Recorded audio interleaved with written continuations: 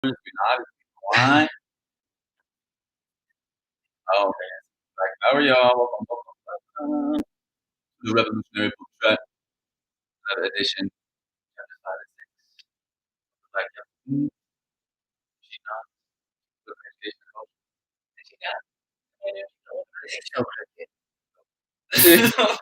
Like, how y'all? Welcome on into the room. Make sure that we're liking, that we're sharing, that we're hashtag BuildHammerCity. This is a fundraiser. Yeah, Black Power, everybody. Like, how are y'all coming into the room? Make sure we're sharing. This book education is Got a t-shirt. Reading the Black Jacobins. That's all right. We're here for That was a part of the script. Black Power, everybody. Land back. Come on into the room. Make sure to share this. Share this in the group chat, y'all. Robert. Come in. You got a nice hot hour of anti-colonial book chat.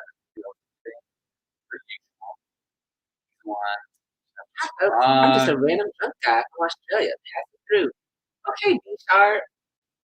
Do your thing, girl. Do your thing. Like Howard, Rob, share. Howard, Alex.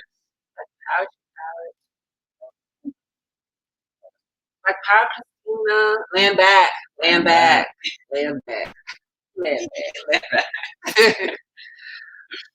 Hey, y'all, come on in the room.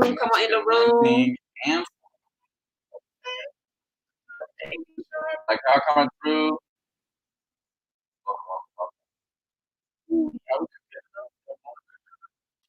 I fixed it.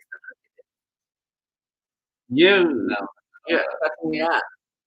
I got it, you guys. Like how coming breathe. Like Howard Chief Ishmael. Welcome. I missed you in the Tuesday rally, Chief Ishmael. I better see you next time. You know, I gotta see my Ishmael. Black Power. Power, Sarah. We're back. Chief. Through. Like how coming Kaya. Land back. It's coming. Land back, y'all. Oh no. Sound is muffled and connection is spotty. Oh no. Land back, y'all. All right, we're gonna work it out. Are we, if we talk a little bit slow like this, is it pretty hearable? Hearable. We can call it.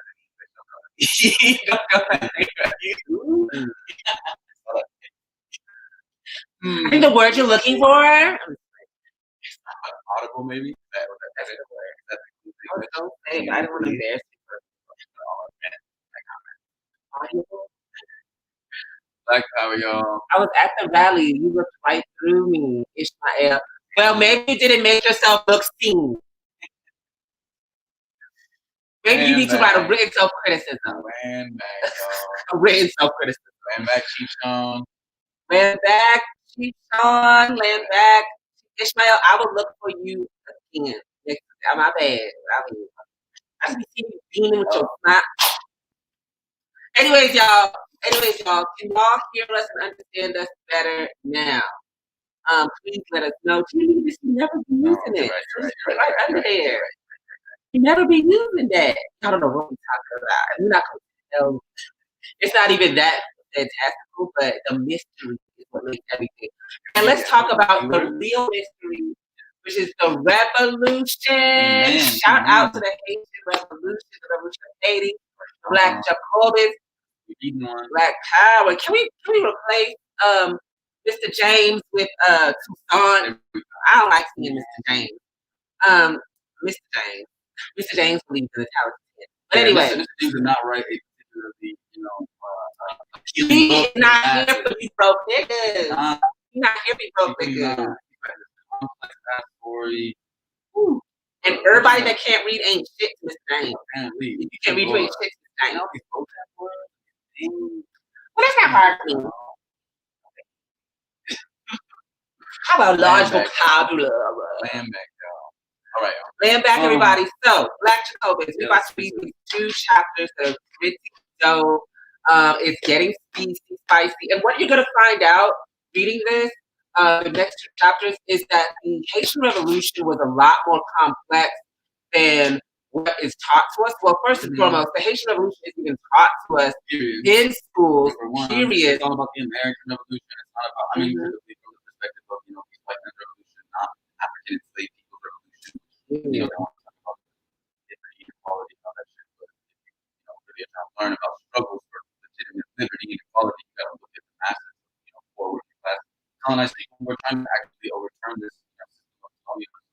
It's cool to watch this, like, it's not cool, but like, it's, you know, interesting to see the, to watch like those interests be clearly like realized and, you know, act on, see the, you know, the, word, I don't know, bullshit, of like these, of trying to compromise with, you know, white power and trying to, you know, hold yourself in.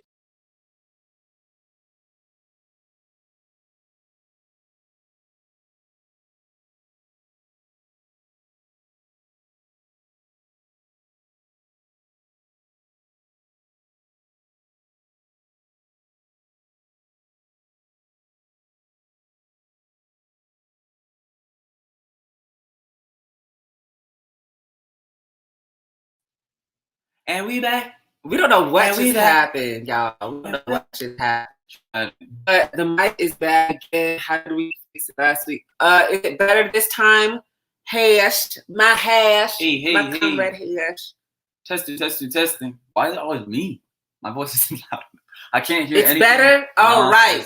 So, all right, let's go. Maybe Sister Pat kicked us out so we can start it over so it can be clearer.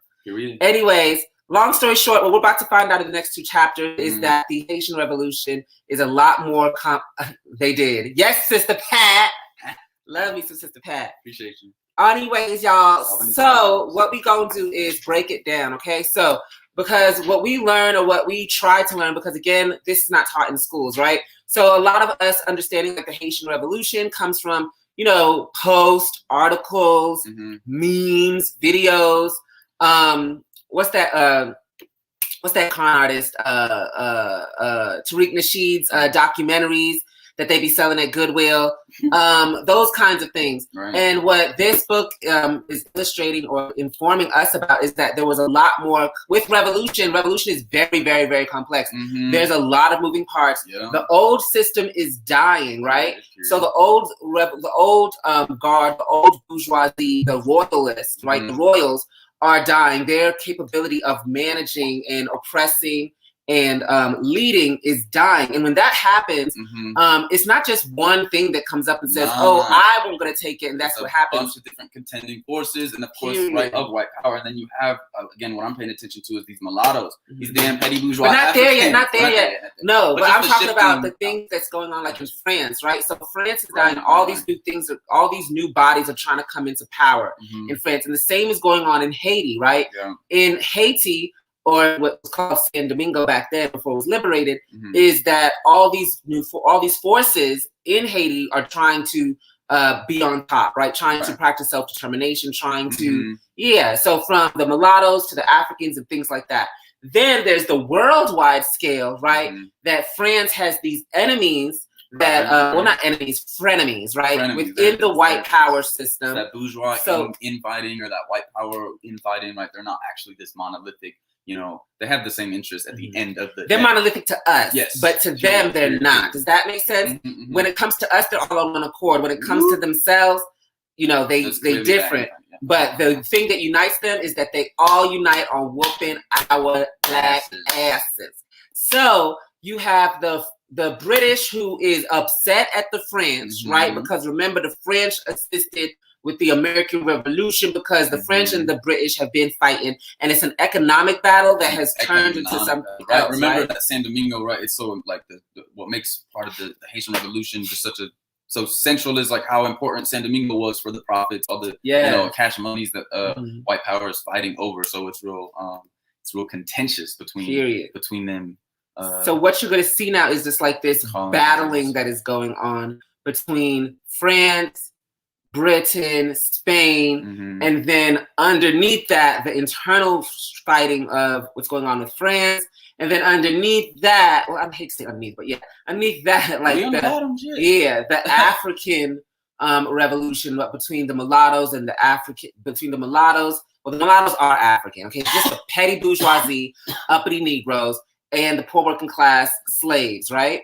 And even how them all trying to find their place in the revolution, they're being used by different aspects. Which is the very first way that this chapter starts off, right? It starts off with, I think, basically they send in, and it's so connected to what's going on now, right? They send in the National Guard to basically, remember we left off with the slave revolt finally beginning. Right?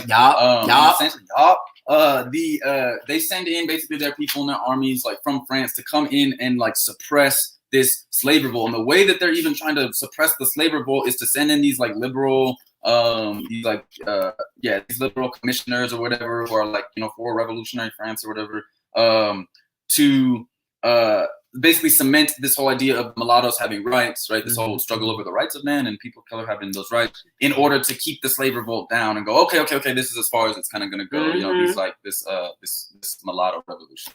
I look really good today. I just want to say she is bad. She bad. I just woke up.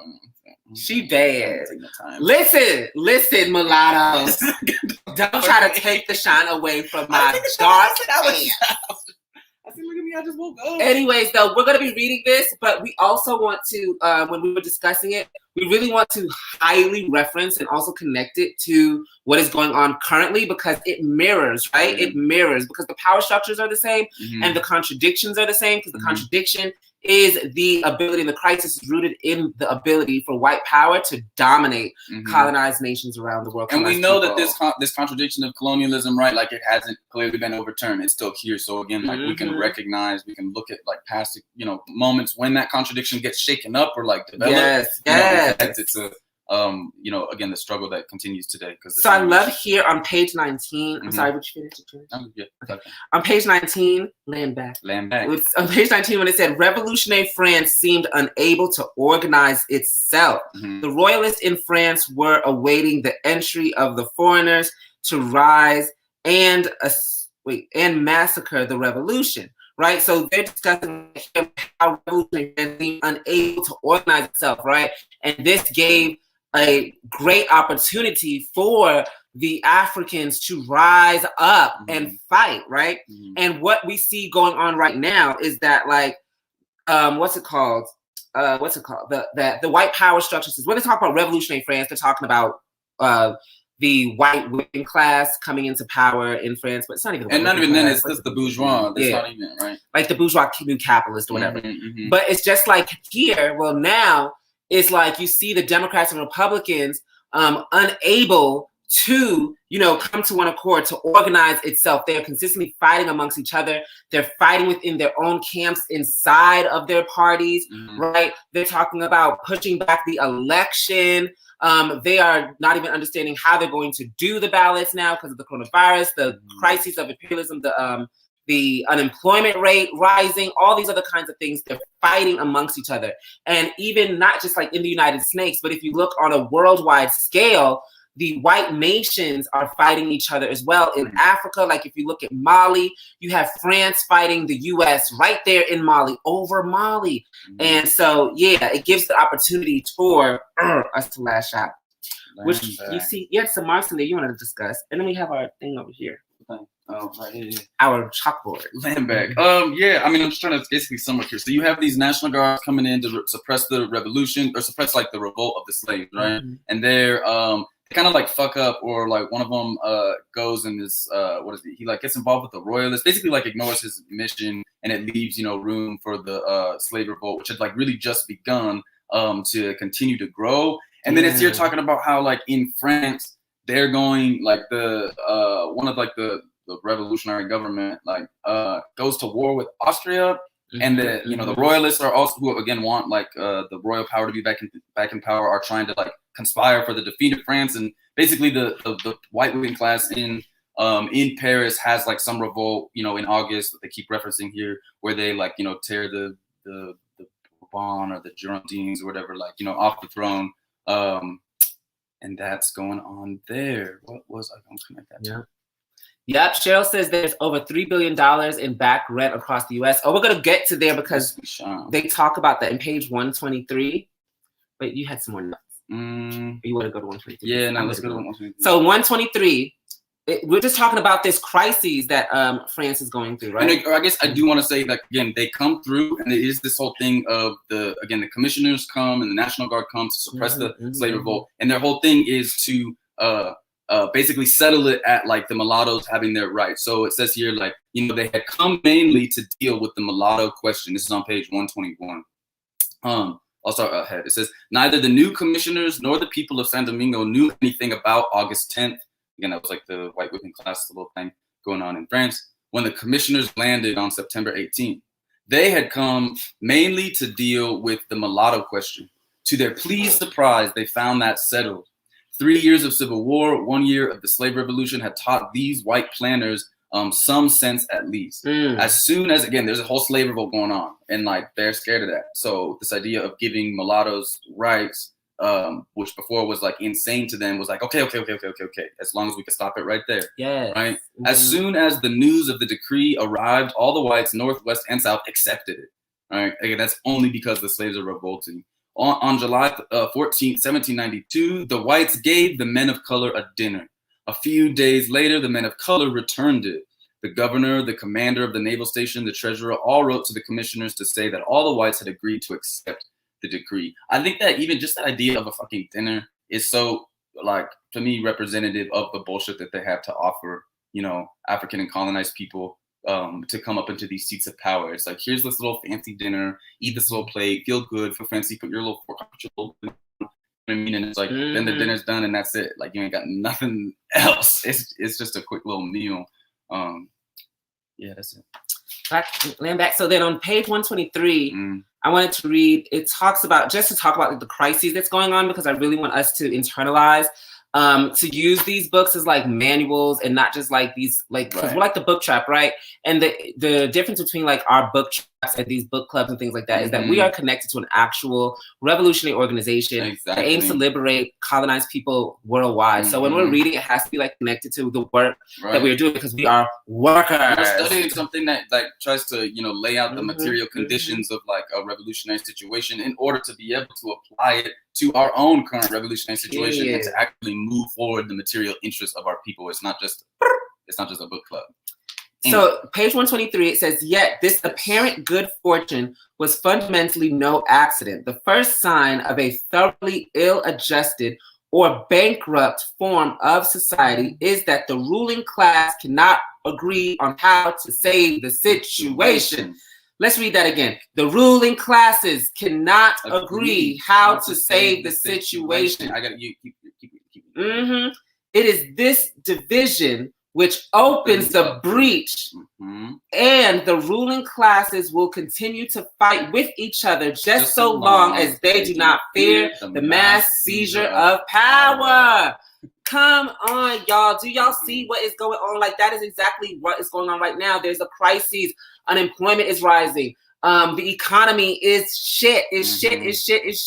And there is no one plan, no one man, nothing going on in the white ruling class that is aiming of how to get out of this, right? How to get out of this. And they are trying all these little tactics of trying to, get the petty bourgeoisie, colonized people, or the potential neocolonial sellouts to like, side with them in order to keep whatever this revolution that they're seeing is like overturning the situation from going any further than it can. So like, and there's not like is laid out here. There's not there is unity there. Like, at the very least, the unity is okay. At the very least, we got to keep our power. We got to keep white power intact. We cannot be having okay. We can have a couple mulattoes have some rights, but like we can't really be shaking things up. And it's precisely that inequality between that the white ruling class that opens up that space for that mass seizure of power. But for instance, like you were saying, like they have these different like things that they want to do, and they're fighting with each other, right? But like it says that the one thing that will bring them together is like the fear of mass seizure for power, like the masses coming together and fighting for power, right? And so you see the Democrats and Republicans again fighting each other, right? Like rabid dogs. But one thing that they both agree on is the state, the state's ability to continue to maintain the status quo. So to continue to oppress us, to beat us, and things like that. So the Democrats and the Republicans are both anti this defund the police demand, right? They both have plans that if Biden goes in or if Trump goes in, they are both bidding of how much more one can give money to the police. You have Trump that's getting what's it called, endorsed by this one organization of police, and then you have Biden being endorsed by another organization, a group of police, right? And they're both saying, no, we're going to give this much money. We're going to give you more money because they're both uniting on this. That's what they unite on, the oppressing of the masses. Period. So, I didn't want to add, what did I want to add there? But, it reminded me back of what we were talking about in Forging the Hammer when we read that piece by Kwame Ture about liberalism and how the liberal always seeks influence and never power, right? Because, and then two, about how the liberal doesn't even seek to necessarily be talking to who's an oppressor, the liberal oppressor. Doesn't even talk to the oppressor, but talks to the oppressed and tries to say, hey, look, we can give you this, we can give you this influence, but never power. And that's great for the white ruling class who doesn't fear, at the end of the day, the influence even of the masses. Like they fear the mass seizure of power. And that's what is necessary in order to overturn that colonial contradiction. And thank you for talking about eviction, Cheryl. And what we're learning from this book and what you're going to find out is you niggas gotta stop connecting your motherfucking lifesaver fucking what's some lifesaver things? Stop connecting your motherfucking life save plan to this rotting ass system. I see y'all having these rent strikes and asking the state, the government to give y'all your stimulus checks and the government to stop the people from evicting you and stuff like that. That is why Black Hammer is building Hammer City. Right. That's why you have to donate. You have to woman up, man up, human up, them up, whatever it is, and stop being, we got to stop being bitch ass niggas begging white power to give us some kind of assistance, some kind of help. All you asking for is a fucking longer chain. All you are asking for is longer time under the whip and boot of white power. How dare you see the crisis of imperialism and knock on Massa's door and ask for an extension? How dare you? We have to come together. And that's why we are building Hammer City. And we are going to build our own city where we are not going to ask for rent from our people, where we are not going to ask to brutalize our people, where we're not going to have police, we're not going to have corona, okay, we're not going to have white people, self-determination. And I understand that we think, well, Gazi, it's so far away, and da-da-da-da. We've got it as far as we gonna make it. If we could have a Hammer City next week if we have the amount of people and the amount of resources. So we have to organize ourselves. Our future is found in our own hands, and that's what our children deserve. You're going to see in this book, in these chapters, how these, even Toussaint, the revolutionary leader at a time, linked up himself to the French revolutionaries, believing that they were going to totally unite with freedom, but they were just being used as pawns. We're going to continue though. Yeah. And this leads to this part that in page 124. You wanted to say something? Well, I wanted to get at, remember, they did come originally to suppress the slave revolt, right? And so they did eventually successfully. It says Laveau, who was it doesn't matter, French dude.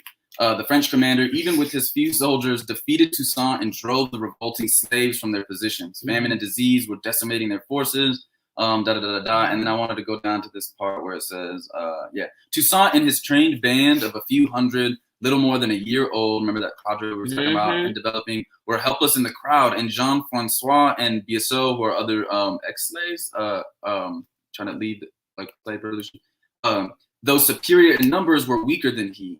Candy, who led a band of mulattoes. Remember, again, I've been paying attention to how these petty mulattoes, their interests shift so quick. Their interests are the same, but their consciousness of their interests and where they try to align, their interests is shifting all the time, right? Because we see them aligning with white power, then they defect and are nope, actually, we're Africans, we're united with the poor working class. And so, again, we had Candy, who was leading a band of mulattoes, with the slave revolt, deserted the blacks and joined the commissioners. Remember, the commissioners are coming through to suppress the slave revolt.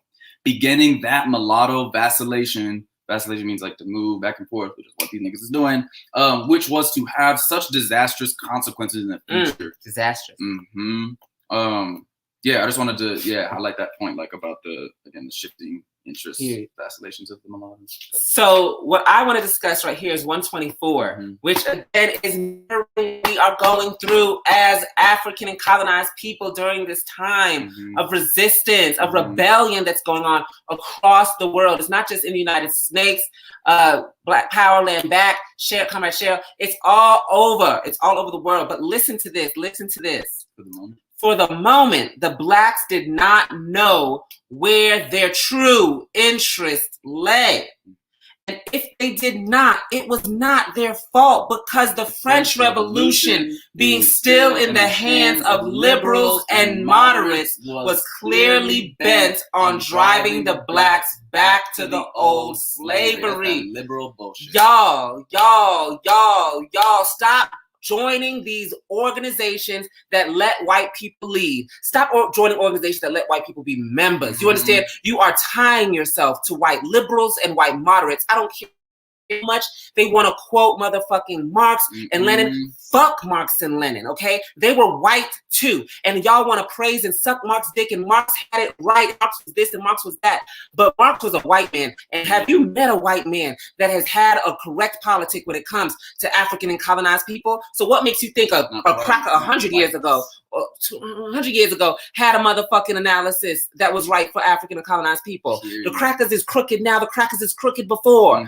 Fuck these crackers. We is not Ku Klux communists because of this. You do not want to be wrapped up in their white motherfucking revolution. I don't care how diverse it looks. We know what diverse looks like. Obama's administration was diverse. Period. And they always want to do that shit, like, right, try to woo and win, Black and colonized people to maybe like put them in these leadership positions and make it appear as if, but at the end of the day, again, they're still fighting for their own interests, which relies on our enslavement and on our colonization, which is why they're bent on driving us back to it. I mean, it says here, it's like, what I get from this like section is how even as we as Africans here saying, for the moment the Blacks did not know where their true interests lay, how they're kind of switching. They're being played as pawns, but they're also consciously trying to choose, okay, wait, where are we aligning with? And like their allegiance isn't necessarily so like full-fledged, just ignorant. Like, okay, yeah, y'all are really for us. Like it is in trying to play their interests. So I think when we keep reading, it says, when the Spaniards and but wait, before we go there, I wanted to say this though.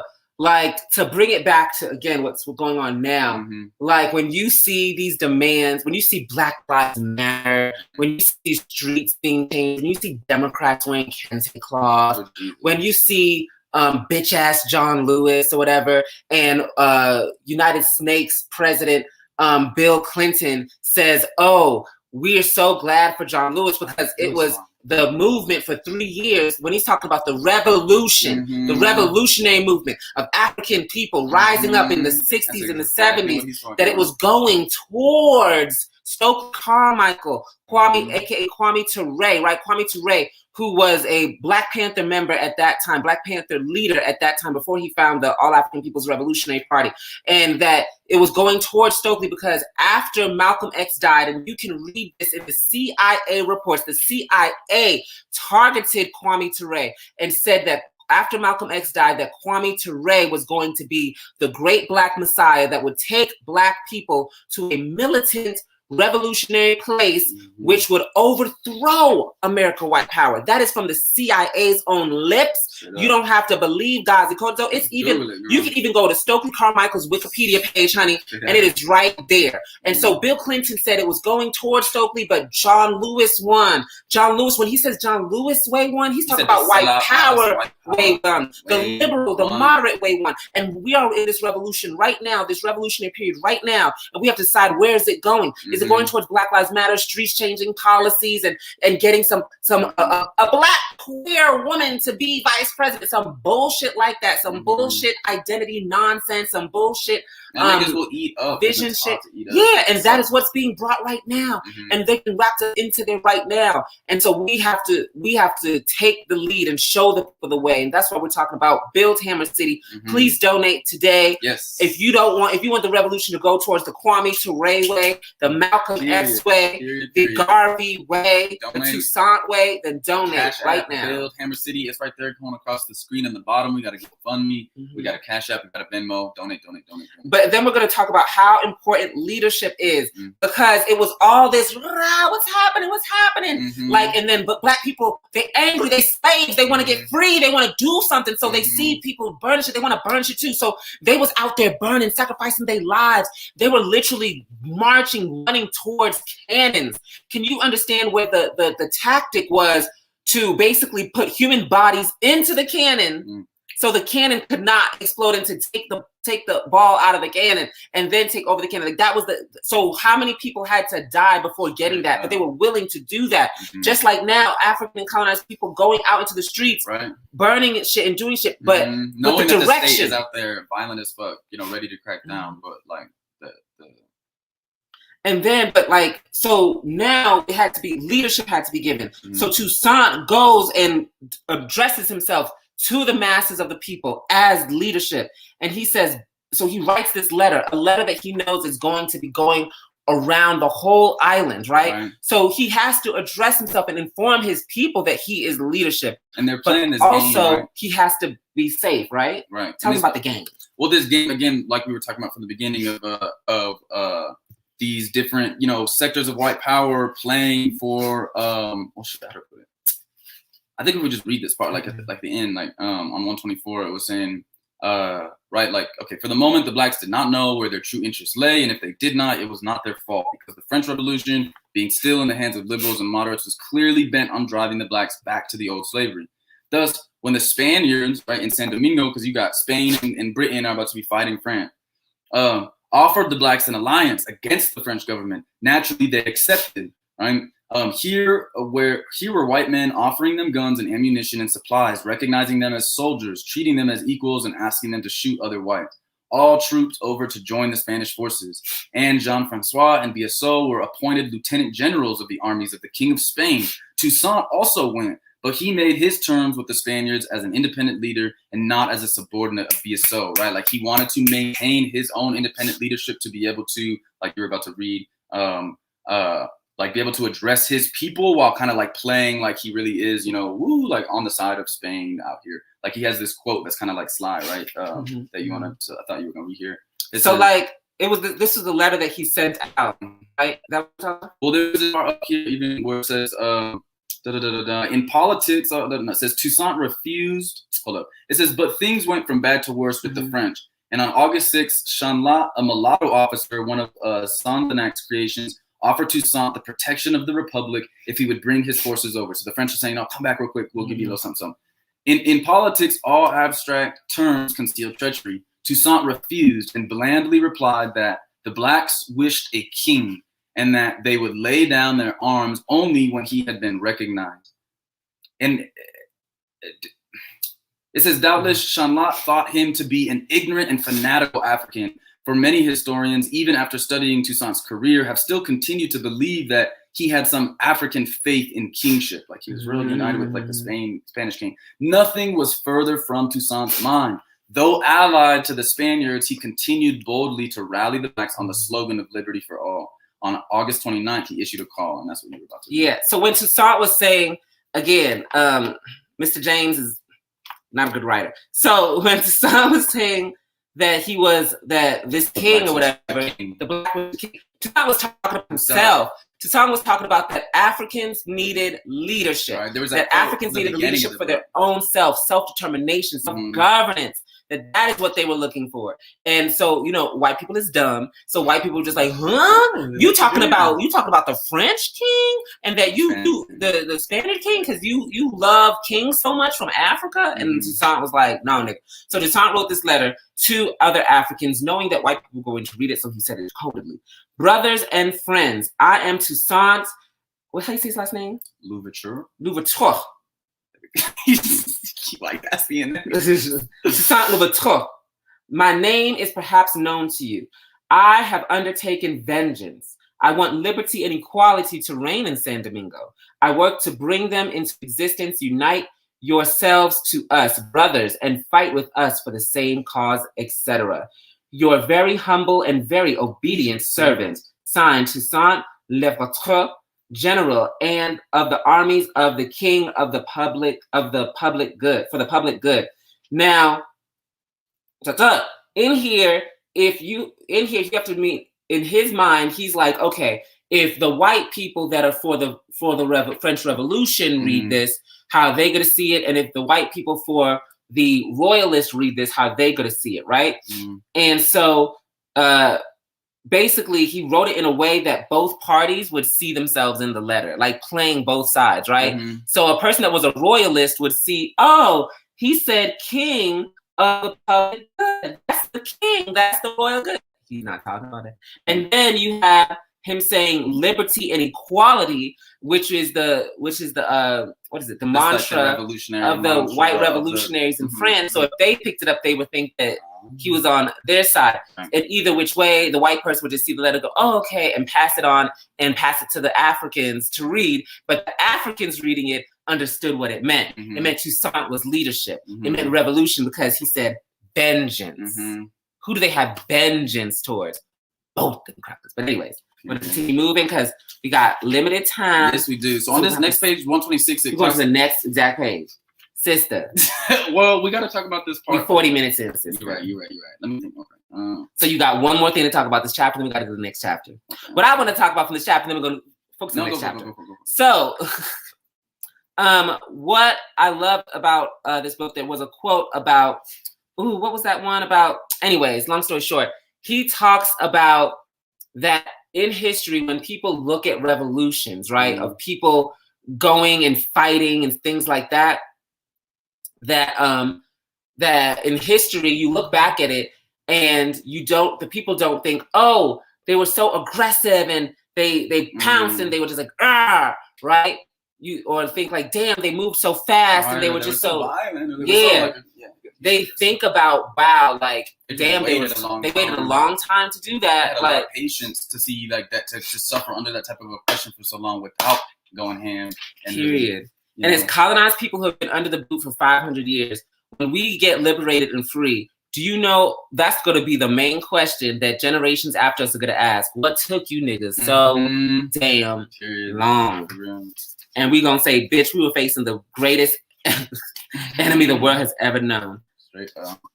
I didn't want to like summarize real quick this thing of like, okay, so remember the people had come to suppress the slave revolt, the like commissioners or whatever. They were like, no, just give the mulattoes their rights. And then I guess like some other people came through and who were like, no, we don't want the mulattoes to have like any rights, and tried to overthrow that government. And then in the interest, remember again, the liberals who came through were trying to suppress the slave revolt and say, just give the mulattoes rights. But when these other people came through and were about to overthrow that government, then because of their own material interests, this like liberal dude from France or whatever, like, encouraged the army of the slaves to fight against this like fight against the people who were trying to push the like mulattoes out of power type of thing. But then right, and then after he gave them after they had this like armed revolt, basically he like couldn't like control them afterwards. So I guess I just wanted to speak to the like, you might look at this and be like, oh yeah, look at this, radical Sonthonax, this like, liberal from France who's out here arming the slaves and like, ready for that type of revolution. And it's like, again, this nigga literally came through in the first place to suppress the slave revolt and to keep it just a mulatto, revolution for rights. Because you see the way that things shift, like for their own, again, like he would have been destroyed in that whole overthrowing of that government. So in their interest was to arm the slaves, but it's just conditional. Like it's never total. If that makes sense. So we're about to move to the next chapter, but now like enters the British and the Spaniards, right? And so they all have interest in what's going on there. Long story short, France is only attacking the slave industry because Britain has become the chieftain of imperialism through the slave industry, right? Dude, it's not this like liberal, it is liberal. Oh my God. But it's not this exactly. It's like, oh, I love niggas. No, they did not love niggas. What they wanted was to strike a blow at British world power, especially at a time when France was going through an economic crisis in itself because it had this revolution and now it's trying to figure things out for itself, and fighting amongst one another is not good for the coin, honey. So they are struggling, and then they see that Britain is trying to, you know, dominate. Britain already has gripes with France for stepping in with America, right? To have this American Revolution, which took Britain away from that. So Britain has its eyes on, oh, okay, you want to fuck up, you want to attack like this, the slavery and things like that. So what we're going to do is we're going to take San Domingo from you, and it's a jewel, right? San Domingo, Haiti, that we know it to be now, was making a hell of a lot of wealth, right? We read about that. It was called the Jewel of the Caribbean, right? Jewel of the West Indies. So they wanted to take it over, right? And then here comes the Spaniards, and they want to take it over too, right? They want to increase their territory, right? And in the midst of all of this, like vying for power, you have a leader like Toussaint who's trying to represent the interests of the poor, working class African peoples to be free, like to be liberated. And so he's moving back and forth, right? Like at first he defects over to the Spanish, like with the other two leaders, BSO or whatever. And then the French are telling him, no, come back. And then eventually they even, like, you know, write in the law, you know, slavery is abolished and this and that. And then at one point, I don't know, he goes back to the French and then fights back the Spanish and whatever. But, you know, it's basically just Toussaint winning, like slowly but surely kind of winning the African masses, like, to his leadership. Even as it's like switching, you know, between these different like white powers or whatever, it's like they can see that, you know, he's fighting for their interests, like tactically, and it is tactical, like it's not. So Toussaint is now under the belief that the French Revolution is just like you said, revolutionaries, that they are saying like, hey, we want y'all to have the revolution. Y'all go run the island. It's gonna be this amazing black island that is gonna be connected to France. Y'all gonna be totally equal. Y'all gonna have your rights, and here's some arms, things like that, because the French revolutionaries were not militarily capable of defeating the British and the Spaniards in San Domingo, right? Because they was already going through shit in France and in other colonies. So why not suit up and boot up these niggas, right? Who is ready, prepared to fight, and cadre revolutionaries, and have them defeat them, and then get them back under the boot of France, right? Yeah. So now we're gonna move on. I need to see more comments, land back. Where y'all at in the comments? We going through this book together, child. I think this is so now we're gonna finish this. No, I swear to God, it's really good. I swear to God, it sums it up. It says French Republic, British constitutional monarchy, Spanish autocracy, all these white powers. Though one might smile and another frown according to the exigencies of the moment, none troubled to disguise that in the last analysis, the Negro could expect either the overseer's whip or the bayonet. And that's our fate under white power at all times. That was perfect. I think that was really, really dope. And should probably be a quote. But we're going to go to the rise of Toussaint. I think it's really important. I'm going to start with the beginning part, and then you can end it all up. But I want to talk about the rise of Toussaint.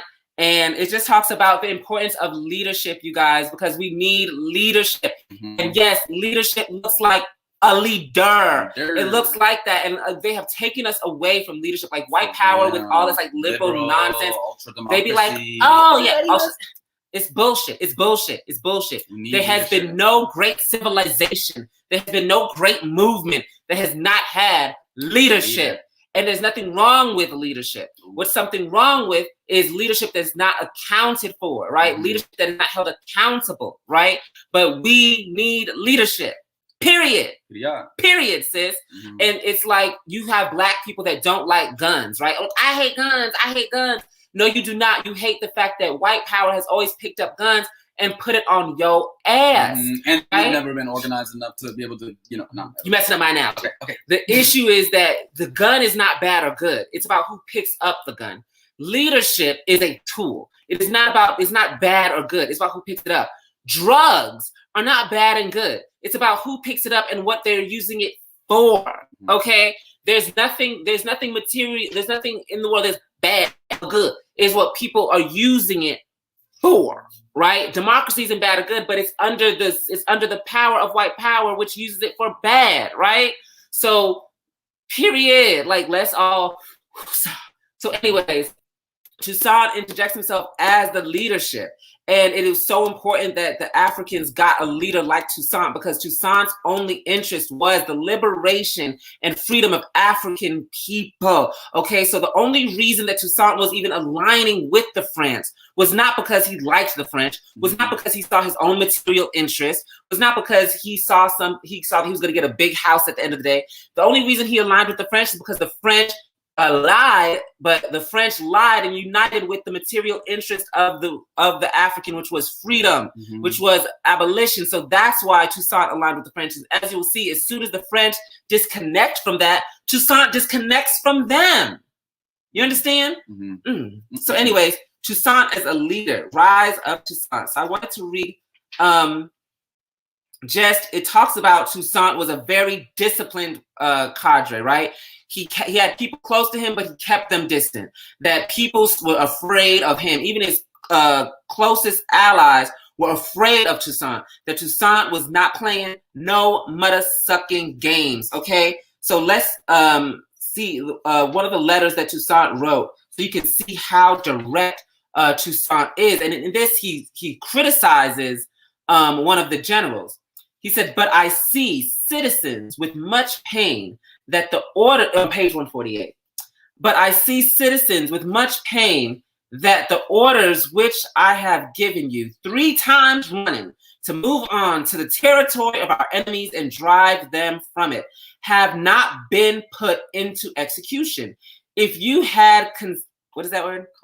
Condescended to execute the orders which I had sent to you, all the camps of the other side of the Atrebiontian, how you say that? Would have been destroyed. You have trampled my orders into the dust.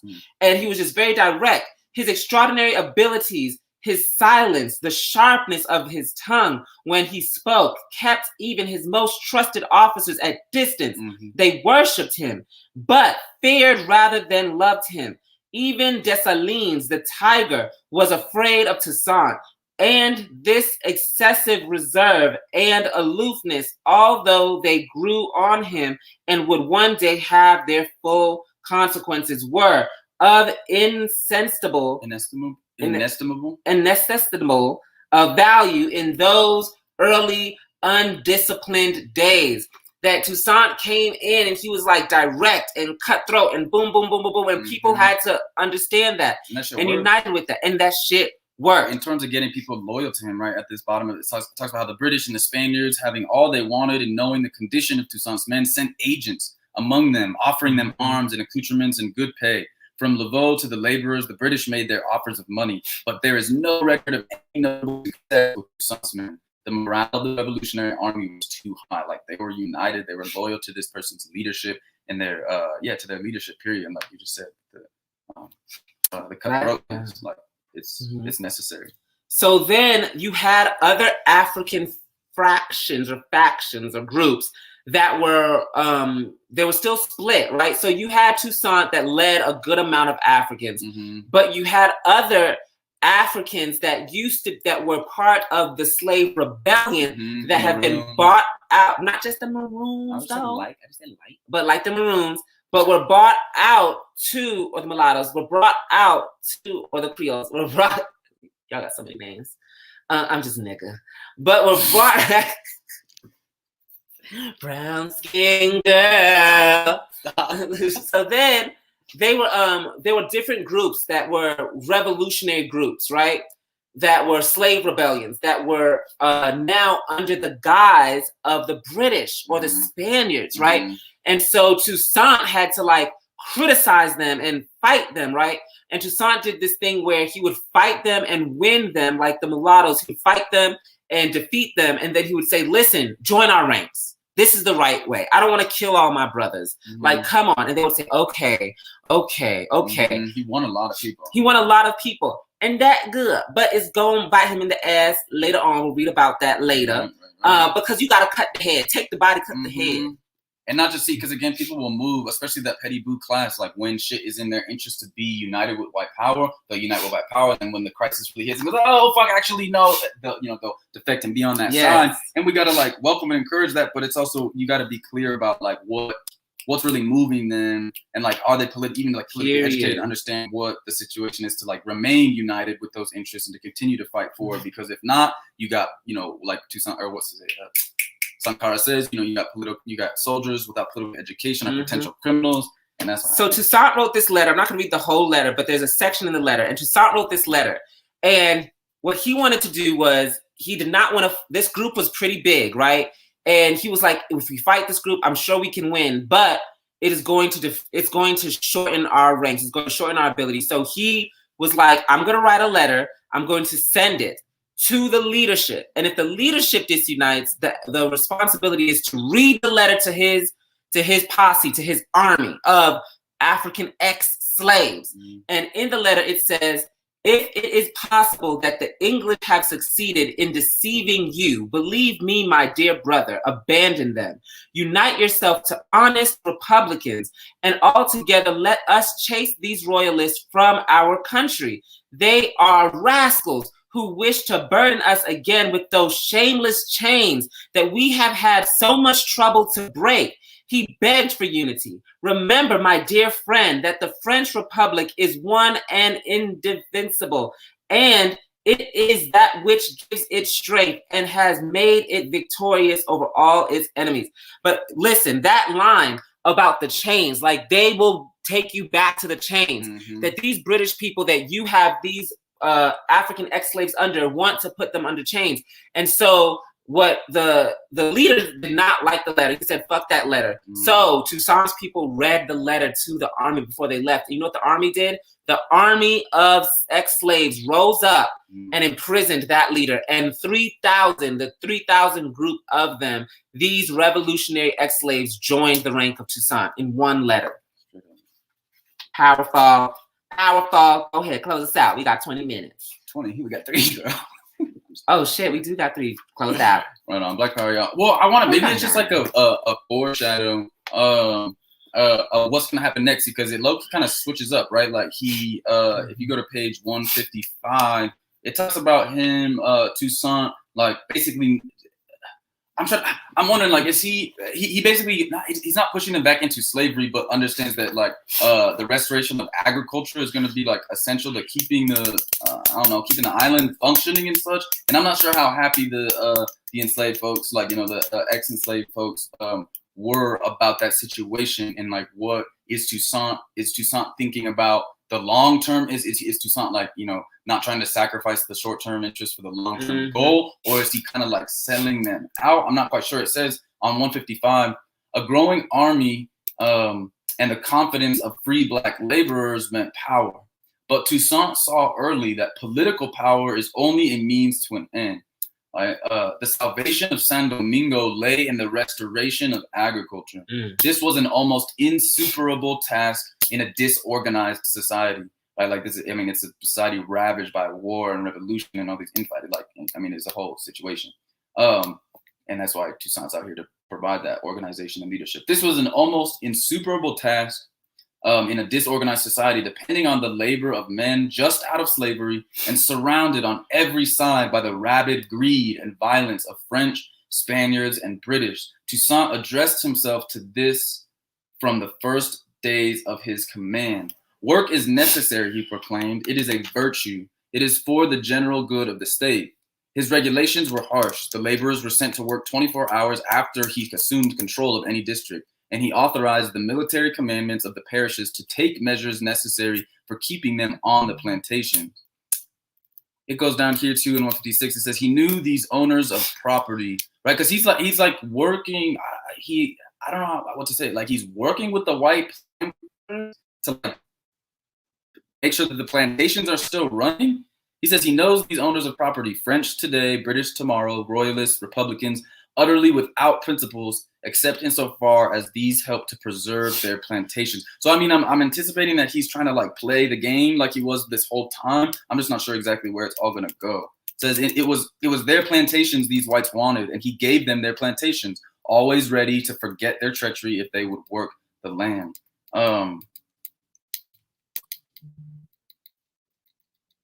Yeah, low-key, I mean, I don't know if, it's kind of, I don't know if it's a foreshadowing of what's to come, but it's kind of confusing. I'm not really quite sure why he's so eager to make sure that the plantations are still running? Like, is he trying to like restore order or like some type of sense of organization and order? I really don't even know. Usually the victory of the black. Who's supposed to answer that? The people you read it to? The audience? I don't know. We're going to figure out in the next chapter. We're going to figure out in the next chapter, perhaps. Toussaint one's LeBron. Yeah, we'll see. We'll see. But they had this revolution. And they're trying to do some type of some type of restoring of order. And again, I don't I'm not quite sure like what's moving him to do that. But anyways, maybe that'll become clear in the next chapter. Let's see. Black power, y'all. Black power, everybody. So those are these two chapters. We'll just read chapters 5 and chapter 6. The Paris Mass is complete and the rise of Toussaint. Clearly, Toussaint's the leader, right, at this point. Yeah, and again, I never read this book, so we'll see what the whole rest of half of this is all about. How this. So it's still engaged in a life and death struggle in Europe, was leaning on the blacks, not only against the British, but against the threat of the mulatto independence. Thus, the stock of... Is you ahead? Wrong chapter. Girl, you know. My bad. Just trying to answer maybe the question, figure it out. Probably. Okay, so no. Okay, so before such ability, energy, and charm, Lavaur capitulated completely. In the early months of 1796, all Saint Domingo knew that Toussaint Louverture, the Black general, stood first in the counsels and affection of the governor. So he's playing a game. I don't think he's playing a game. I think that he, in this, and like, I don't want to ruin the book for y'all, but like, he does believe, he believes these people's word, just like the indigenous people here in America, in the United States of America, believe these white people's word with all their deeds, and then be like, oh, we're not going to take all your land and take all of their fucking land, right? And so, like, these French people are he sees that, okay, shit, their empire's falling, they're having this revolution, they're talking about equality and liberty, they're fighting for it, they're killing for it, and they're saying, hey, you join us, we got it, here, we're writing it down, we have it literally written that we are uniting with your abolition, with your freedom and independence and self-determination. And Toussaint says, okay, I'm down with it. Boom, give me the weapons. And he's fighting the British and he's fighting the Spaniards, believing that once he defeats the Spaniards and the British, and that France regains its ability or whatever like that, that boom, they're going to be a liberated San Domingo under the self-determination of free Africans. He believes that. And so, because unfortunately we believe these people, right? And you know, Toussaint sacrificed his life to inform and educate African and colonized people around the world that you can never, ever, ever, ever, ever, ever trust them.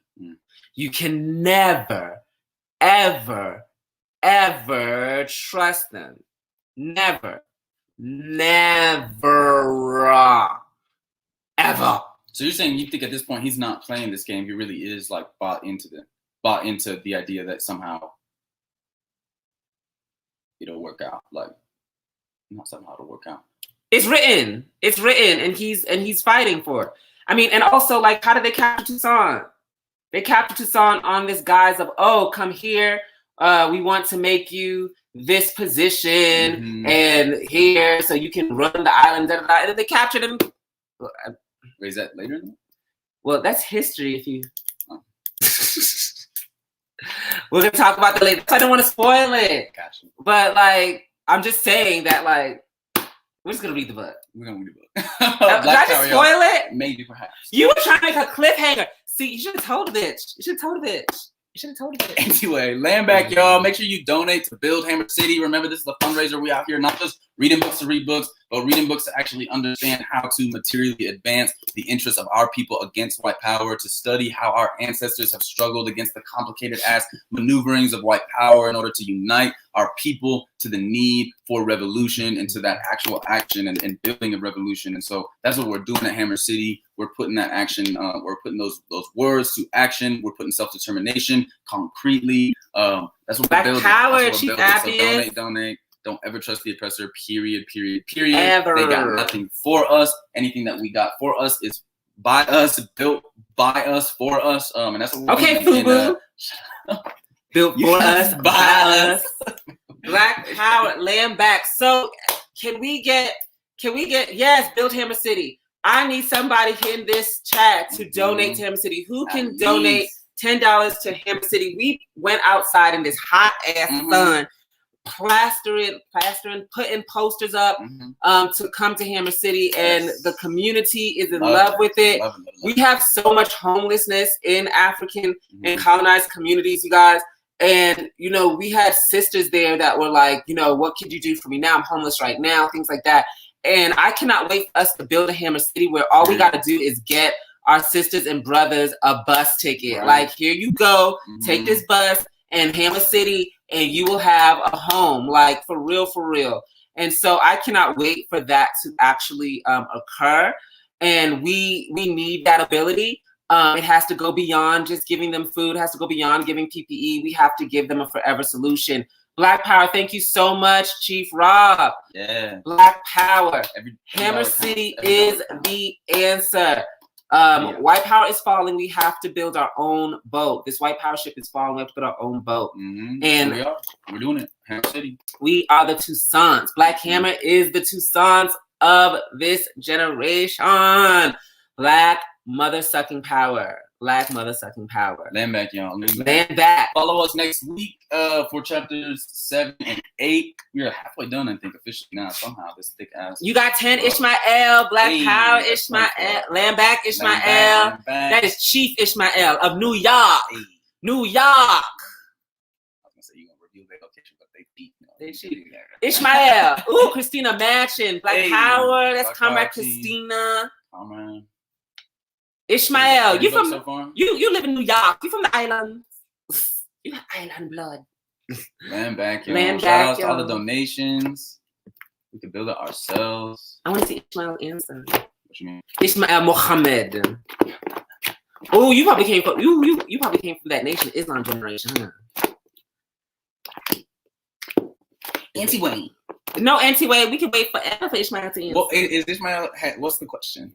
I was asking Ishmael, they from the islands, because most niggas in New York is from the island. Okay, we'll wait. The island of Manhattan.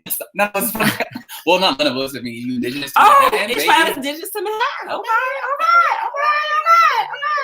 Child, yes. We got Toussaint and Dessalines children in Black Hammer. Land back. Appius, that's right. Strong brother. That's my strong brother. All right, y'all. We out here. We will see y'all next week. Continue to read. Let them know how to get the book and the PDF. Yeah, email PECK, PECCBLK hammer @gmail.com, and we'll send you that PDF. It's also real Googleable. It's just Black Hammer or the Black Jacobins PDF is that first link. Of course, I'll download it for you and have it sent out. Yeah, and also download Speechify, and you can put the PDF just directly into the app, and you can audiobook it. The audiobook is especially with a thick ass, petty blue ass, not even petty, just bourgeois ass book and analysis like this. It's good to hear as you're reading through. What else? Join the Political Education and Culture Command. Join Black Hammer. Join Black Hammer first and foremost, and then join the Political Education and Culture Command. We put out political education for our people. We learn political education as we're building that office, and we dish it out. We're learning, we're teaching, and we're building all sorts of programs to politically educate and culturally command people. So come through, check us out. Black Power, land back. Land back. We do it this way.